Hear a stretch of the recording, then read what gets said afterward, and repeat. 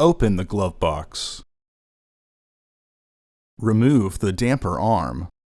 Push in on the sides of the glove box and lower the glove box. Lift up on the center tab to release the filter. Insert your new filter into the housing with its airflow indicating arrow pointing down.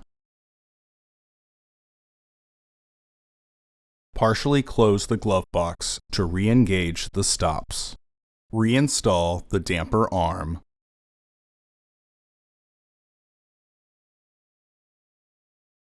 Close the glove box. Order your parts today at filterheads.com. Also, please like our video and subscribe to our channel so you won't miss any new content.